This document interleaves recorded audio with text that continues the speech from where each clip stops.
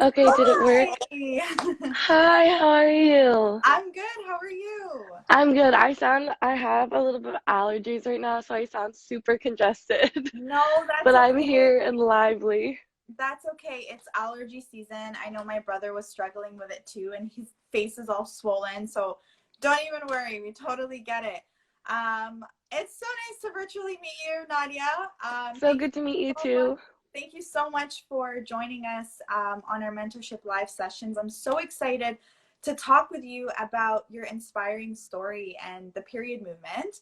So let me just go ahead and give Nadia a little introduction, even though she does not need one. Oh, So Nadia grew up in Portland. She's a 22-year-old Harvard student. She's the founder of Period, which is an organization that is fighting to end period poverty and stigma that she founded at just 16 years old. Insane. Period is now the largest youth-run NGO in women's health and one of the fastest growing ones in the United States. And since 2014, they have addressed over 1 million periods and registered over 700 campus chapters in all.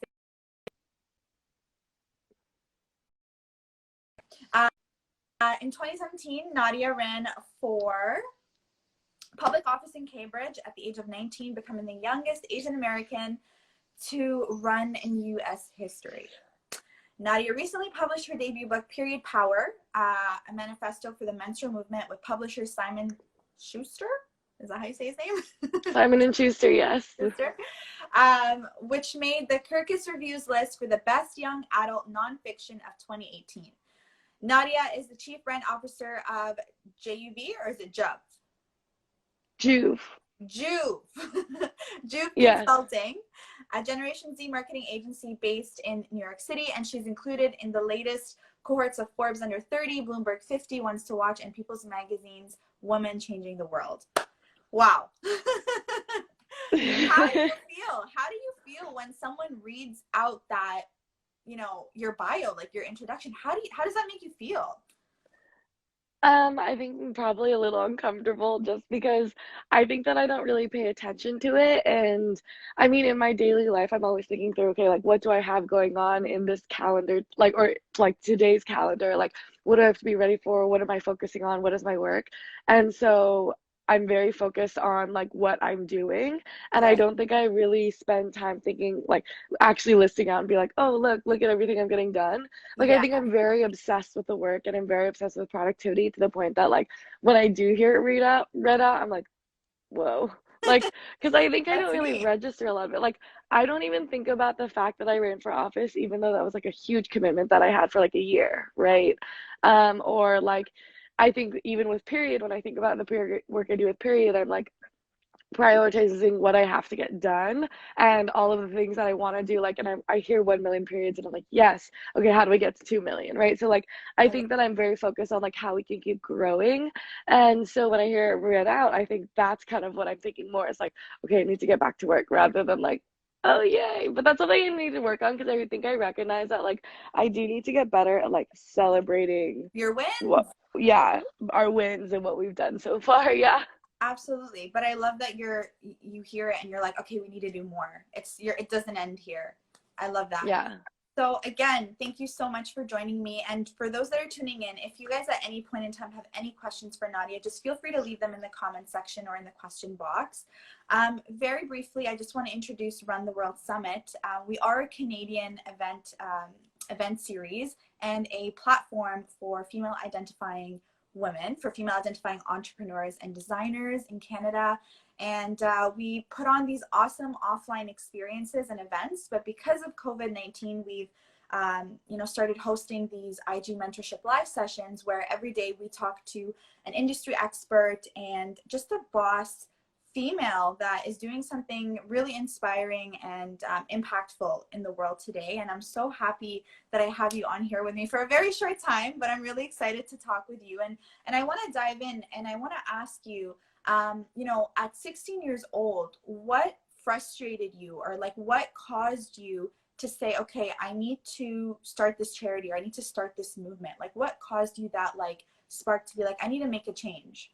Yeah, so I started the organization when I was 16, and I think my passion very much came from a personal place, right? I started the organization after a time when my family experienced living without a home of our own. And, um, I learned about period poverty from homeless women that I met to and from school who were in much worse living situations than I was in, but, heard their stories of using toilet paper and socks and brown paper grocery bags and cardboard to take care of their periods. And I think at a time that I really needed a privilege check because I think I was kind of getting, the 16-year-old depressed, like, oh my Yeah. gosh, why does my family deserve this? Realizing, like, wow, I never had to think about period products because I always had access to them, right? Or I always had a menstrual cup, so I didn't have to worry about it.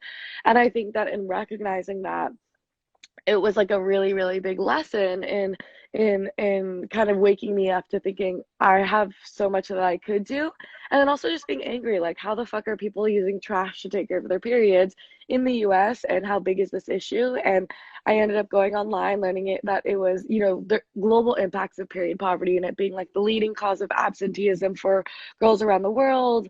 And at the time I learned that in 2014 40 states in the US had a sales tax on period products, considering them luxury items, but products like Rogaine, Viagra, penile pumps were considered essential goods. So it was a really big learning experience for me of being like, okay, this is a big issue, much bigger than I thought, and I can't find any organization doing anything about it. So I need to be the one to start it. That's awesome that you were like, okay, there's nothing like this. I'm just going to do it. Like, screw this. I'm going to do this and I'm going to make that change. So hats off to you because that was what, 6 years ago that you, 5 years ago, yeah, I'm 5 years ago. 22 now. Yeah. So 5 years ago. So did you realize, or did you ever think that when you started 5 years ago, that your movement would grow to be what it is now, that your movement would be like the largest youth run NGO in the No. US? No, I mean, when my co-founder and I started this organization, like, we didn't even frame it as like we're building a movement, we're building a social movement. It started as like, okay, how do we get period products to like X number of homeless women in Portland, right? And like, how do we make it so that our operations, like that, we could drive around on the weekends and donate it to shelters? And it was actually, I think, purely because of social media and sort of an unplanned way that people started messaging like, hey, how do we do this in our communities? And we wrote down what we did in our community and said, do this in yours, and started this chapter network. And I don't think it was until like maybe 6 months, a year in, which is a short amount of time, that I think we really started recognizing like, holy shit, we're onto something much bigger. That's awesome. And so, what was the process like for the last 5 years of you, starting, delivering, and offering the supplies, and then it growing into more of like this movement, and you're gaining all this traction, and you're growing your community? Like, can you kind of walk me through that process? I mean, the process was like, I think a lot of one, like building team, working nonstop, and then building partnerships in media. I think that the building team component is something that I learned very early on. Early on, is like you can't do this alone, and Yeah. I think I very much as a leader recognize that I have a lot of weaknesses around, like, I'm not the best person at ops or finance or admin, and so how do I build a team around me that can complement that, right? Or I think as we grew, like now we have like 800 chapters almost. Sorry. We have 800 chapters almost. It's like, I can't run that all by myself, right? So we have a team of 10 people, and, they're really responsible for kind of, leading that whole, or the whole like chapter component. And that's been really, really important. And then I also think that just from the perspective of like, building team, and then I think building resources too, is like we raise money and we get all of our product donated in kind. And I think it sets us apart from a lot of other organizations, is like we pay our staff, and like we are an organization that is up and running and continuing to grow very much because of the partnerships and resources we've been able to build. That's amazing. So if someone, wants to, over if someone faces similar frustrations to you and is like, okay, there's something that's really bothering me, I'm not finding any resources like this, just kind of like how you started out, you're like, you know what, I'm going to do it myself. What would your tips be for anybody that wants to start, a charity or an organization or a movement? Like, over the years, what are the things that you've learned that you would say, okay, this is definitely something to look out for or to watch for if you want to start something that means something to you? I think the thing that I would say is that how do you create a circle around yourself of mentors who can kind of guide you in what they've learned from their experience? I think that like something I'm very thankful for is from the very beginning. The way I think about things is like if I don't know something or I don't know how to do something, I'm gonna ask Google and then find someone who's done it already, Yeah. right? And I think so whether it be around supply chain, ops, marketing, like I do have a really strong circle of mentors around me, and I very much credit like my being able to lean on them for support and ask them what they've been through is really, really important to me. And I probably talk to like a different mentor slash role model every day just to like keep trying to hone in on my skills and learn more about what I'm doing. So that's what so you would recommend, anybody that's looking to start something similar or to work on a project like this is always ask for help, seek guidance, whether it's mentorship, Google, and then mentorship. Yeah. And I Okay, think it's also finding similar organizations that you might be able to learn from, right? So if you want, like my answer would be if you want to start something in period poverty, maybe don't start your own organizations, but like come join us, come partner with us, yeah, right? We have a chapter network. And so, I mean, we see a lot of nonprofits that are started that are, very similar to what we're doing, and they end up becoming chapters because we're stronger together, right? And so that's kind of something I also say is like do your research and figure out what's already happening in that space and make sure you're not recreating the wheel, but you're doing something that is adding unique value. right. Not recreating the wheel. I love that. And what would be your proudest accomplishment in the past 5 years with the period movement? My proudest accomplishment is definitely National Period Day. So on October 19th, last year, we had 61 rallies in one day. Wow. And that was just an incredible feat because I think just like it was kind of a milestone of like, oh my gosh, like we have grown into something that can host rallies in all 50 states and five other countries. And we ended up getting National Period Day and period poverty like trending on Twitter. We got like multiple, like six presidential candidates at the time to tweet about it and talk about it. And I think the fact that we got people to talk about period poverty was huge. That's amazing. I was briefly skimming through some of the videos of National Period Day, and whenever I saw clips of you, you would have like the biggest smile on your face, like you'd be so happy, like in the videos when it was about National Period Day, and that is a huge accomplishment. So is that going to be something every year in the States where on October Yeah. 19th you So guys are gonna go out with rallies and I mean, given COVID is probably going to go virtual this year, but we're absolutely going to keep National Period Day, and we hope that it'll be bigger and better this year. And until we can safely unite together in person, it'll probably have to be virtual. okay. Okay. And I want to ask you, like, why do you think that, period poverty is so, or, before a period movement was so overlooked? Like, I know you were mentioning that there was other products that were considered luxury items, um, or not luxury items, but other products like Viagra, or you mentioned a couple of other ones. But then tampons and pads, did not, like, they were not equating. And, I watched some of your videos and your campaigns, and I want to know from your opinion, like, why do you think that it was something that was so overlooked for women to be able to Yeah. access, like, stuff, like to access tampons, to access pads? I mean, I think that it just comes down to the fact that, periods are not talked about. It's stigmatized, right? Like, Yeah. do you feel comfortable talking to your father? Do you feel comfortable talking to your guy friends about, using a period product? When you go to the bathroom, do you hold your tampon up in the air or do you hide it up your sleeve, right? I think it's like even realizing the stigma that exists around you that like I very much still play into as well. But it's like, this is a stigmatized topic that people don't want to talk about, right? And for people who don't get their periods, especially, who primarily also are the politicians of our world, men, cisgender men, like they don't even know what a period product is. And how would they know that it's considered such a necessity? And how do they know what it's like to be getting your period and not have a period product, right? So I think in it very much so it kind of comes back to that too. Okay. And kind of like wrapping up here with my questions is, how can an individual or businesses become involved with the period movement? Like, I know you guys have so much resources on your website, and if somebody wants to help out or get involved, how could we do that? They can just email Nadia at period.org for a partnership. That's my email.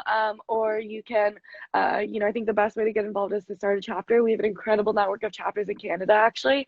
And you just go to period.org or email chapters at period.org if you have questions. So what is a chapter? If just for those that might not Yeah, know, what does starting a chapter mean? it's basically like a school club, and we provide you with toolkits, campaign resources, complete access to our network and our team. And it's bringing our mission to life in your community. So you help play into distributing period products to people in need, running educational campaigns, and actually passing policy as well. That's amazing. That's awesome. So yeah, definitely if anybody's interested, to reach out, Yeah, if you're an individual or a business. Okay, so that's all the questions that I've had for you for today. And whoever missed this live, if you're okay with it, Nadia, we were thinking about saving it and then uploading it to our website. So at any point, perfect. okay, so at any point, anybody can come back and watch the video. But is there anything else that you want to share about the period movement? Anything that's coming up? Any exciting projects Yeah. or campaigns? I would just say that right now, I think that a lot of nonprofits are having to slow down because of COVID, Yeah, but we actually ramped up. And so, we made the commitment to sending period products for free to any service provider that requests them. So we have about 2 million period products in our warehouses that are distributing very quickly. And so if you want to get involved, text period to 44321. And we're doing a really big campaign trying to raise money for shipping costs, and we're getting period products out the door as fast as we can. And so I would say absolutely join us. And if you know a service provider that needs products, have them reach out. amazing, amazing. That is awesome. And I want to thank you so much, Nadia, for taking the time to chat with me. And I will have the live saved and up on the Run the World Summit website if anybody wants to come back and rewatch. And again, if anybody wants any resources or wants to get involved, just join the, what was the website again, Nadia? The Period.org. Yeah, period.org. Perfect. Perfect. I'm writing that down here. Okay, awesome. So thank you so, so much, Nadia. It was so nice to, virtually meet you. And I hope you stay safe and continue doing what you're doing. I mean, you're such an inspiration to so many, not even just young women, just women in general. I'm so grateful that you had this, that we were able to thank connect. you. Thank you Thank so you so much. No, much. thank Okay. you. And I really love what you're doing and would love to collaborate soon. Yes, I would love to have you. I would love for you to come to Toronto. You're in New York right now, right? No, I am in Portland, Oh, Oregon. you're still in Yeah, Portland. yeah. Okay, okay, okay, okay. I don't know why for some reason I thought you were in New York, but okay, awesome. After this whole COVID, I would Yes, love for you to come and visit one of our events. absolutely. No, absolutely. Thank you so much for having me and have a great day. You too. Take Bye. care. Bye.